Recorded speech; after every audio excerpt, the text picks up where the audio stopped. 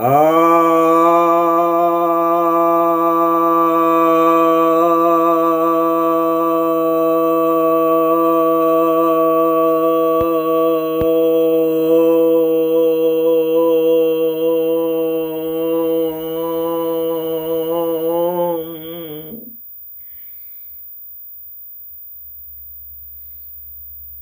भक्तजनों को सप्रेम नमन। भक्तों, आज एक बहुत ही महत्वपूर्ण आपको मैं ध्यान साधना बतलाने जा रहा हूँ। यह बहुत बिरला है, इसे आप जल्दी कहीं नहीं पाएंगे और यह काफ़ी रहस्यमयी भी है। हमारे ऋषि मुनियों ने इसे बहुत ही सिलसिलेवार ढंग से, कायदे से, क्रमबद्ध तरीके से संवारा है। इस ध्यान का नाम है काल ध्यान। काल ध्यान सबसे महत्वपूर्ण ध्यान में से एक है और सबसे बिरला है और यह सबसे ज्यादा तेजी से फलदायी है। यह आपको तुरंत ही समाधि में ले जाने में समर्थ है। इसलिए आज आपको मैं यह बताने जा रहा हूँ। बहुत सारे भक्त लोग जुड़े हैं जो साधना करते हैं, तो उन्हें मैं बताता रहता हूँ, लेकिन YouTube पर भी यह संदेश दे देना चाहता हूँ ताकि जो सीधे संपर्क में नहीं है वे इस साधना को अपने घर पर कर सकें।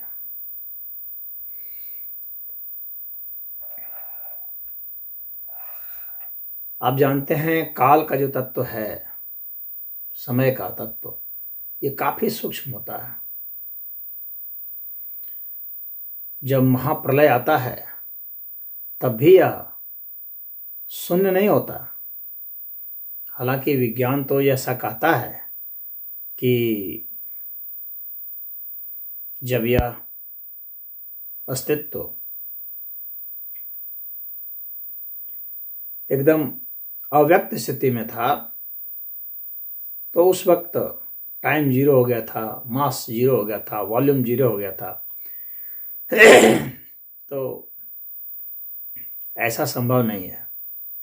जीरो से कोई उत्पत्ति नहीं होती और कोई चीज जो है वह जीरो नहीं हो सकती। यह भारत का बहुत ही प्राचीन और प्रमाणिक सिद्धांत है।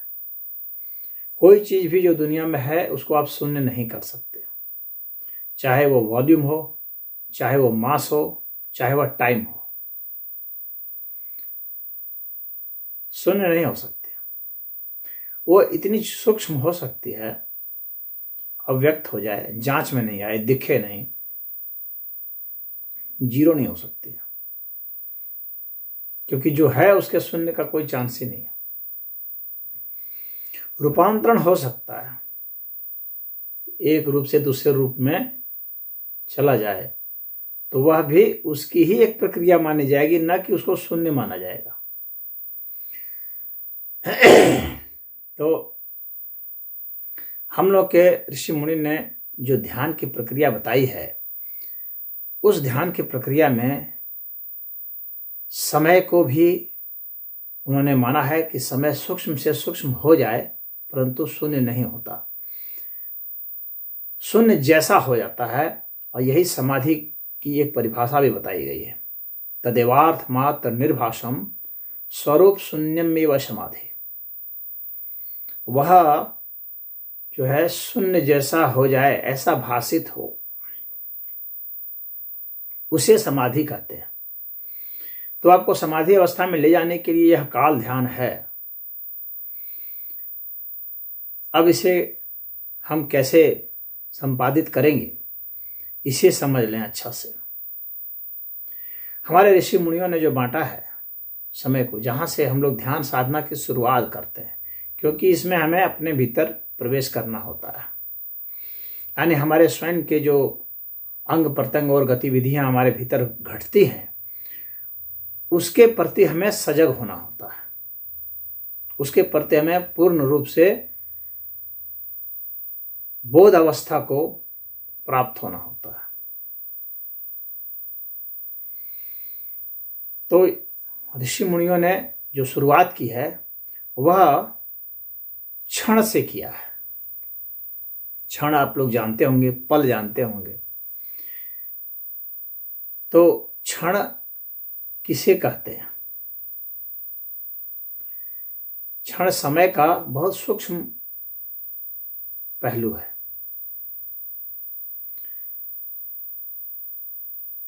एक क्षण में 3 निमेष होते हैं।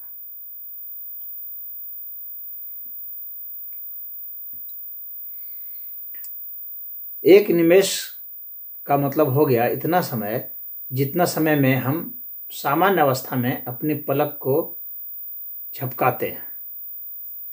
तो पलक झपकाने में जितना समय लगता है उसको एक निमेष कहते हैं।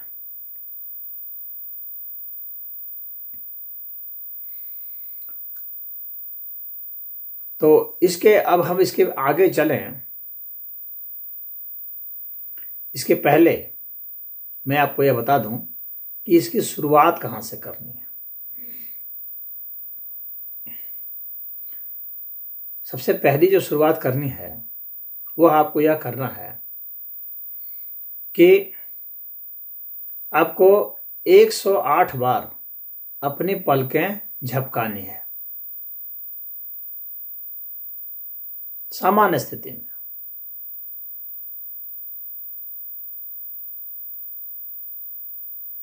एक 108 बार पलक झपकाएंगे। हर पलक को गिन लेंगे अच्छा से, कोई पलक की गिनती छूटनी नहीं चाहिए और पलक का बोध समाप्त नहीं होना चाहिए। यानी बीच में आप अनर्गल कोई चीज़ नहीं सोचेंगे, सिर्फ पलक का ही ख्याल रखेंगे, पलक के उठने का, पलक के गिरने का, पलक के मध्य में आने का या किनारे आने का। और जो हमारे पलक के जो कोर हैं, यानी जब पलक गिरती है तो जाहिर सी बात है कहीं से शुरू करती है जहाँ उठी हुई है, फिर थोड़ी रेस्ट लेती है, फिर उठती है, फिर गिरती है। इस तरह से पलक का उठना, पलक का गिरना का पूरा आपको इस पर ध्यान देना है। आपका फोकस बहुत बढ़िया होना चाहिए। एक एक गतिविधि जो है मांसपेशियों की और समय की, ऐसा नहीं है कि किसी समय आप बहुत तेजी से कर दिए, जल्दी जल्दी, और कभी धीरे धीरे कर, ऐसा नहीं करना। आराम से कंफर्टेबली जो होता है उसी को निमेष कहा जाता है। आराम से आपको पलक को उठाना है, गिराना है। यह तो एक निमेष हो गया। ऐसा जब आप 108 बार कर लें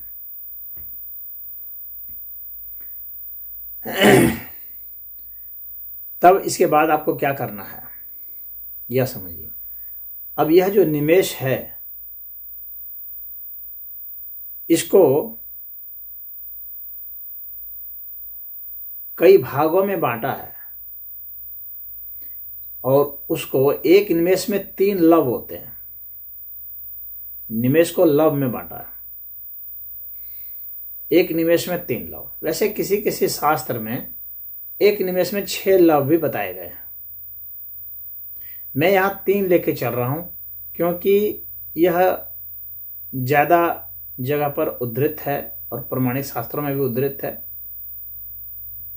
तो मैं 3 को ही लेके चल रहा हूं। एक निमेष में 3 लव।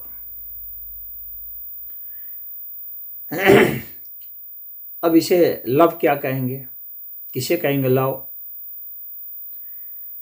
तो हम जब यहां से पलक उठाते हैं, फिर बीच में आते हैं, फिर इधर चले जाते हैं और फिर इसे गिराते हैं, तो इसे 3 भागों में बांटा गया है। पलक को झपकाना, उठाना और मध्य का रास्ता। जब हम ऊपर चले गए, जब नीचे आ गए, और बीच का, ये 3 जो है लव है, यानी 3 स्टेज है। कहने का मतलब एक निमेष के 3 स्टेजेस। तो यह जो है आप समझ लें, तो अब यहाँ है, फिर यहाँ है, फिर यहाँ है, 3 हो गया। गिराना, तो यहाँ से यहाँ आ गए, माने उठते समय गिरते समय, उठना और गिरना और मध्य का हिस्सा जितना समय लगा। तो इसको एक निमेष को 3 लव में बांट गए। क्यों बांट दिया गया?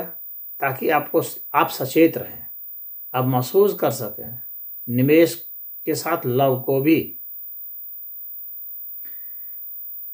तो जब आप तीनों स्टेजेस को महसूस करेंगे, पलक झपकाना, पलक उठाना और मध्य का, और जहाँ रेस्ट कर रहा है वहाँ का, तो इसका अर्थ हो गया कि आप लव में अब विचरण कर रहे हैं, यानी लव के प्रति आप सचेत हो गए हैं।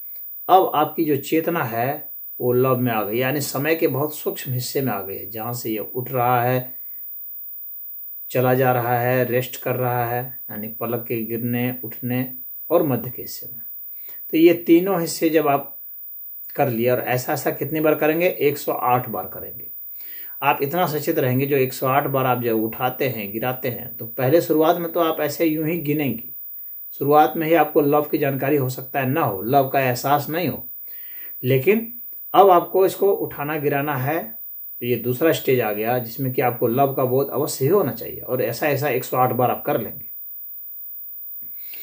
जब ऐसा हो जाएगा तब अब क्या किया है ऋषियों ने?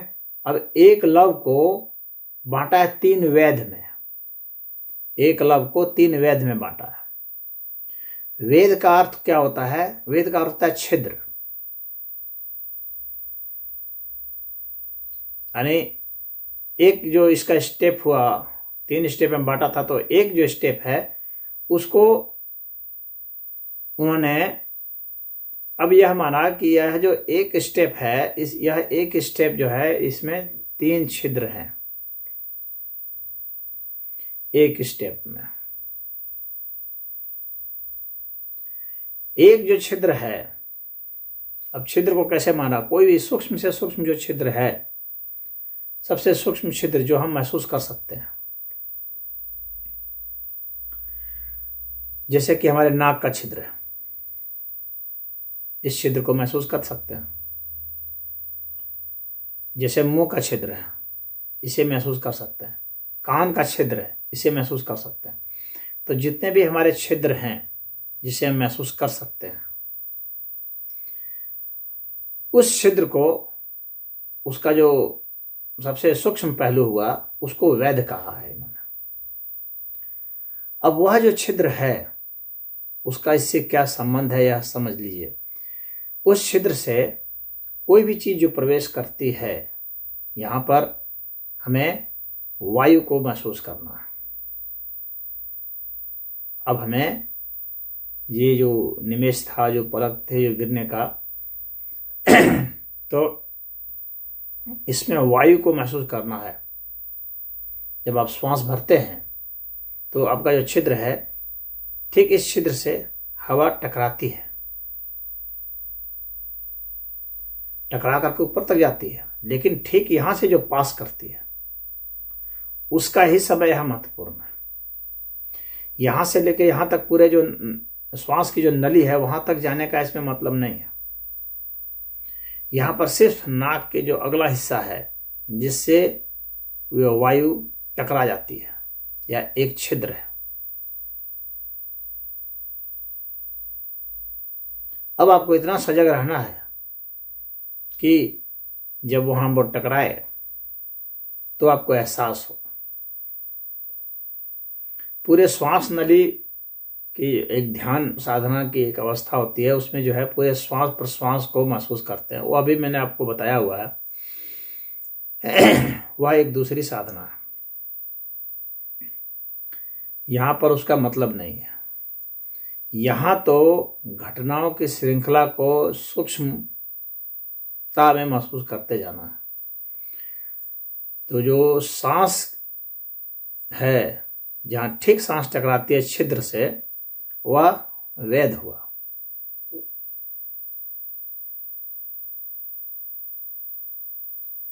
और जो पहले से जैसे टकरा गए तुरंत, तो आप समझिए कितना सूक्ष्मता से आपको निरीक्षण करना पड़ेगा और आपको उस समय का टाइम का जो है कॉन्सेप्ट लेना पड़ेगा। इसके लिए आपको घड़ी नहीं देखना है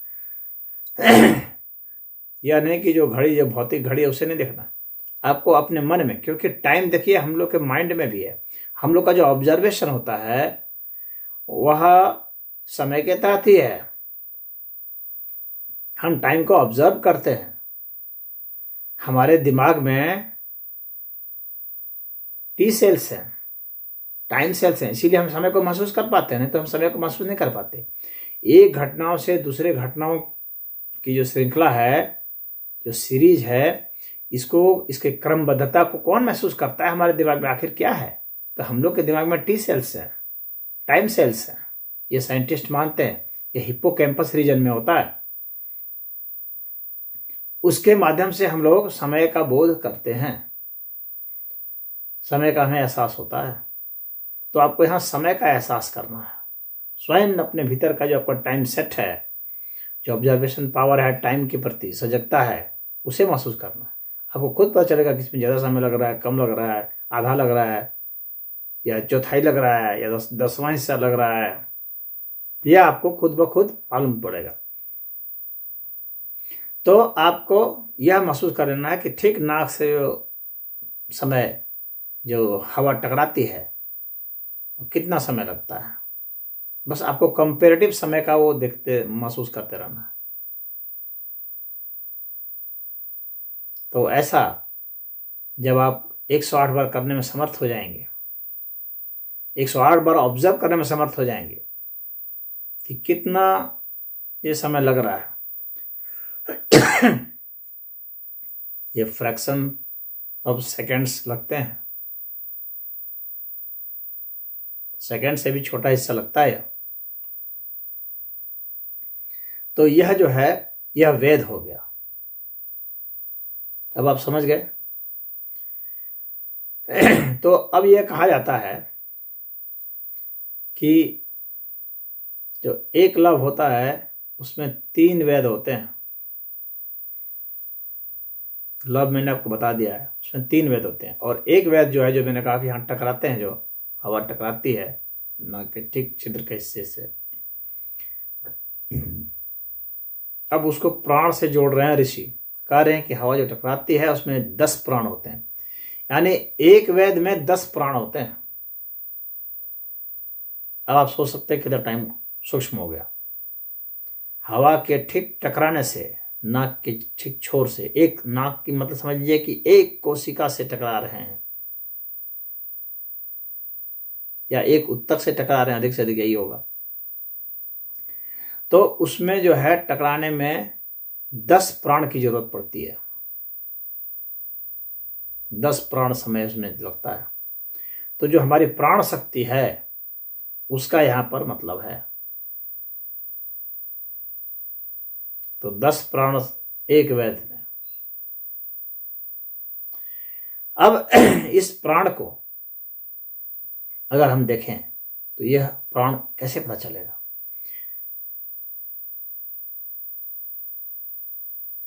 तो अब आप इसको सोचिए इस तरह से कि जब यह श्वास टकराती है यहां पर, तो वह एक वेद होता है। उतने समय में आपके मस्तिष्क में इसके टकराने का जो एहसास है उसके प्रति जितनी सचेतनता होती है, जिसको कि हम शब्द में या चित्र में या एहसास में ढाल लेते हैं। उदाहरण के लिए आप ऐसा समझ लीजिए, जो एक है, एकम, तो जब आप इसमें सांस इसमें टकराएगी तो आप देखेंगे इतने समय में, जितने समय में सांस स्पर्श करती है उतने समय में आप एकम का उच्चारण कर सकते हैं मन में।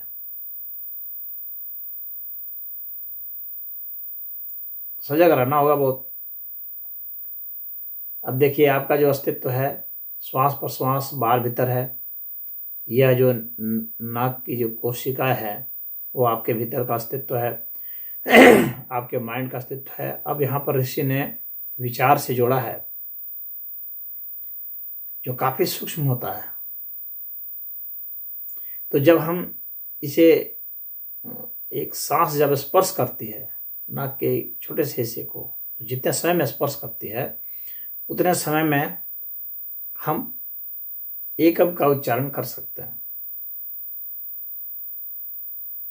बहुत छोटे से, यानी जल्दी से जल्दी जितना हम कर सकते हैं। तो आप देखेंगे आप एकम का उच्चारण कर सकते हैं।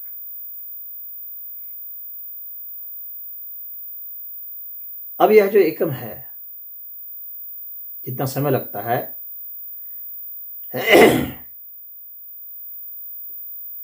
यह 10 प्राण होता है। अब यहां से काफी सूक्ष्म है, आपको समझाना भी, लेकिन आपको बहुत सजग होना पड़ेगा जो मैं समझा रहा हूं उसके प्रति। मान लीजिए कि इतना टाइम लगा, इसको मैं लंबाई के अर्थ में माप रहा हूं, एक को उच्चारण करने में। तो अब यहां जो है ये इसको 10 भाग कर लीजिए।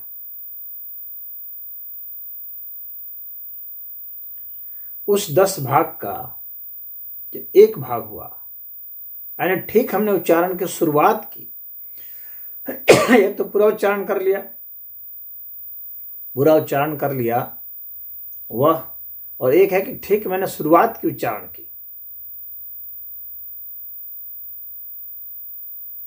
तो वह जो शक्ति लगी हमारी ठीक शुरुआत की जब हमने वो किया, तो वह जो क्या है जिसमें कि हम वह छोटा सा उच्चारण कर पाए, वह त्रुटि कहलाती है। तो उस एक प्राण की वह त्रुटि है, और उसमें कितने 10 त्रुटियां होती हैं, एक प्राण में 10 त्रुटियां होती हैं।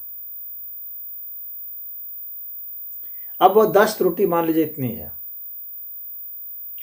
अब वह 10 त्रुटि जो हमने ठीक शुरुआत की, जैसे बोलना शुरू किया, एक मान ले एक बोलना है, अभी जैसे किया तो वह जो है वह एक त्रुटि हो गई, जैसे स्टार्ट किया वह एक त्रुटि हो गई।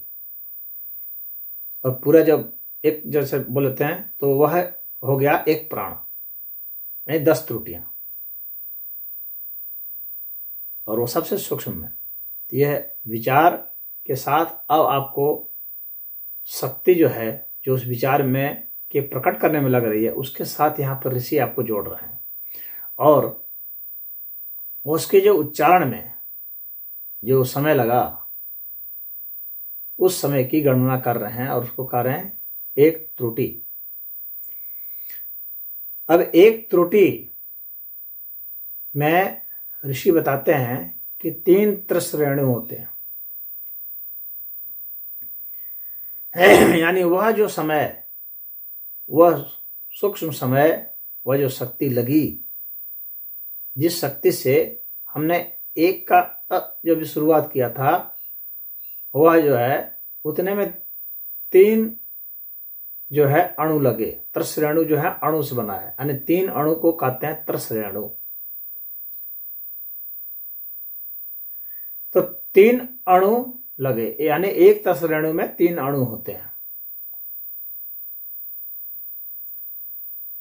अब उसको भी अभी आपने वो उच्चारण किया, अब उस उच्चारण का की जो शुरुआत आपने की थी, अब आपको आपका फोकस इसमें बहुत ही सूक्ष्म हो जाना चाहिए। मैं मानता हूं एक दिन में संभव नहीं है, यह काफी लंबा समय लग जाता है। हाँ, इस स्तर पर जाकर के बहुत जो फोकस्ड व्यक्ति होगा वह उसके बस का अब यहां से है। तो अब वहां पर जहां से उसने उच्चारण की शुरुआत की थी, अभी की ही थी, की भी नहीं थी पूरी, अभी शुरू ही की थी, अब उसका भी एक्सपेंशन, यानी उस ऊर्जा का जो कि ऊर्जा अब विचार में, उच्चारण का मैंने बोल की उच्चारण की बात नहीं कर रहा हूं, मैं विचार की बात कर रहा हूं। तब से और वो समझ सकते हैं वो कितना सूक्ष्म होता है। तो अब उस विचार को भी जब आप वो करते हैं तो उसका एक्सपेंशन हो जाता है, उसका भी फैलाव हो जाता है। और वहां पर बताते हैं कि वहां उसका जब फैलाव होगा ना, तो 3 अणु में से आपको 1 अणु महसूस हो जाएगा। अब ध्यान में तो आप उतर चुके हैं कब के, अब आप समाधि में उतर गए हैं। तो 1 अणु का जब आप तरस रेणु के स्टेज पर आते हैं तो आप समाधि में उतर जाते हैं। विवेक ख्याति की जो समाधि है योग की भाषा में, वह यहाँ पर उपलब्ध होती है। अब इसके बाद उस 3 अणु में 1 अणु पर आपका फोकस हो जाएगा, आपकी चेतना, और उसमें वो इतना कि उसमें आपके जो फोकस करने की चेतना है और वह जो अणु है वो बिल्कुल एक हो जाएगा।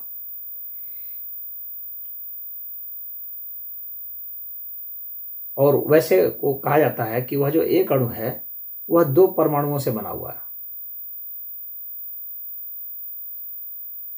एक अणु आपका, 1 अणु उनका, तो आपका जो अणु है जो उसके साथ क्रिया करेगा वो 2 परमाणु से, उसका जो अणु है वो 2 परमाणु से। तो आपका 2 अणु, उसका 2 अणु, 4 परमाणु हो गए।